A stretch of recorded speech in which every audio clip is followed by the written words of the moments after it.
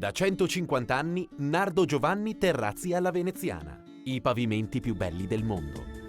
Bentrovati al meteo. Una perturbazione proveniente dall'Atlantico, sospinta da venti di scirocco e alimentata da aria fresca in quota, raggiunge l'Italia. Arriva la pioggia dunque dopo un inverno segnato duramente dalla siccità. Vediamo allora la situazione nel dettaglio.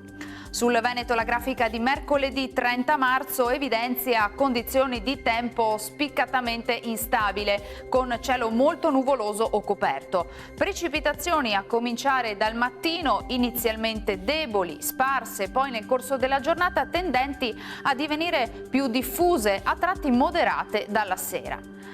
Temperature in calo. Dopo settimane con clima molto gradevole, il mese potrebbe concludersi con un colpo di coda dell'inverno, minime tra 7 e 10 gradi, massime un po' più fresche tra gli 11 e i 13 gradi all'incirca. Spostiamoci ora sul Friuli Venezia Giulia. Anche in questo caso il cielo sarà coperto con piogge in genere deboli o moderate, più abbondanti sulle prealpi Giulie. A tratti sulla costa soffierà vento da sud moderato. Temperature minime tra 9 e 11 gradi, massime sui 12-14 all'incirca. Infine diamo uno sguardo al Trentino Alto Adige, dove non cambia la situazione. Anche qui sarà molto nuvoloso, rovesci sparsi che tenderanno a diventare più diffusi poi tra giovedì e venerdì soprattutto. Temperature minime intorno ai 7-8 gradi, massime sui 13-14 all'incirca.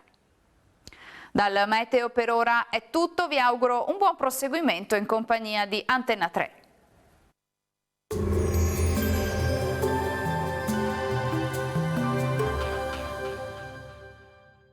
Da 150 anni Nardo Giovanni Terrazzi alla Veneziana. I pavimenti più belli del mondo.